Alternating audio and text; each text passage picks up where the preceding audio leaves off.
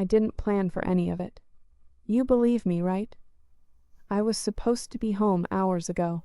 The city had already traded its sunset gold for an indigo sky, and I could feel the night tightening around me with that electric pull some evenings have.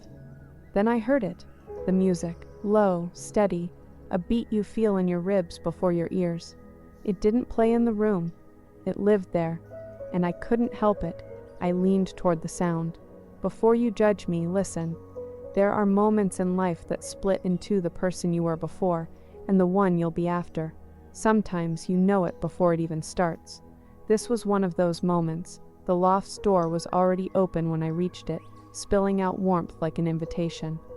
And that's the first thing I noticed, the heat. Not just the thermostat kind. The kind that makes your pulse sink to something outside yourself. Dim golden light pooled across the room, flickering from a dozen candles hunched low on tables and window ledges. Their flames breathed with the shadows.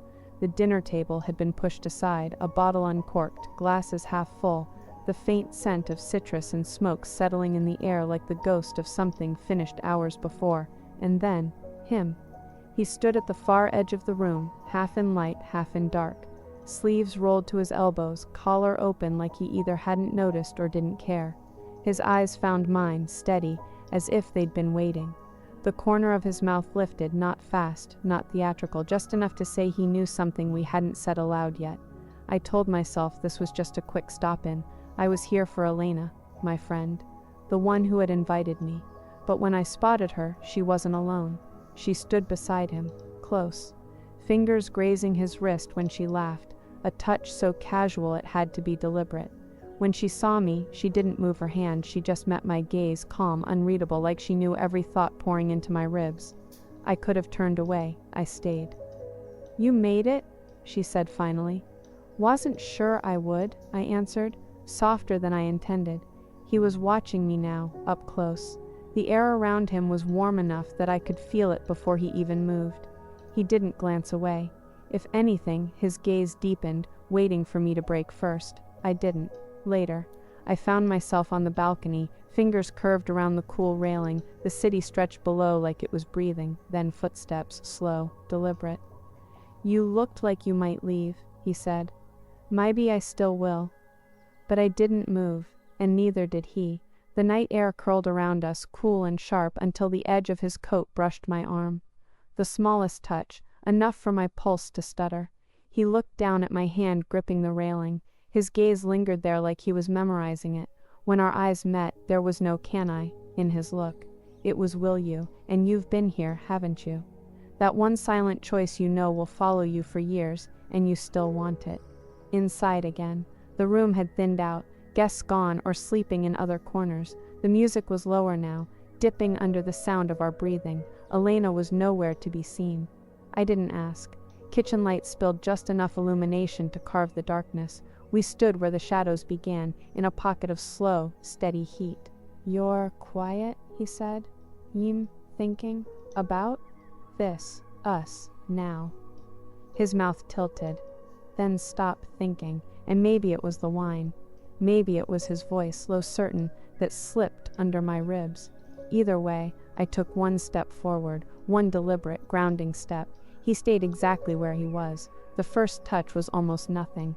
His fingers brushed mine like testing a wire to see if the current's alive. My breath betrayed me, a sharp inhale, too quick. His hand lifted to my jaw, warm, steady.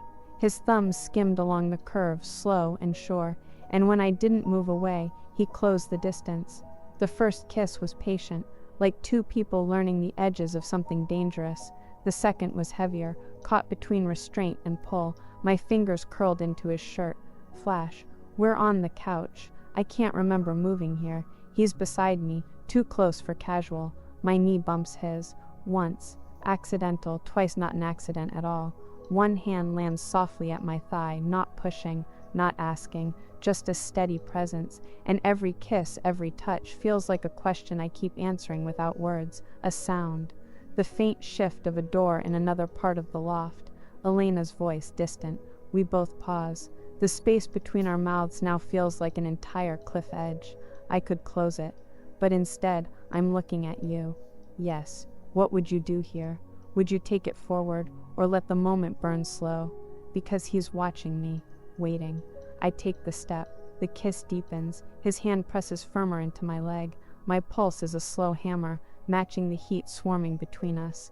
The rest of the room disappears. The city outside disappears. It's just him, his breath, his gaze, his hand steady at my side.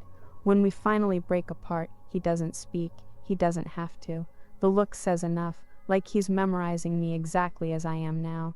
And maybe that's enough. Or maybe it's nowhere close. Would you want to know what happened next? Tell me. If you could feel the heat of this exact moment, would you stay? If yes, then you already know what to do. Hit like, subscribe, turn on notifications, because this night, it's not over.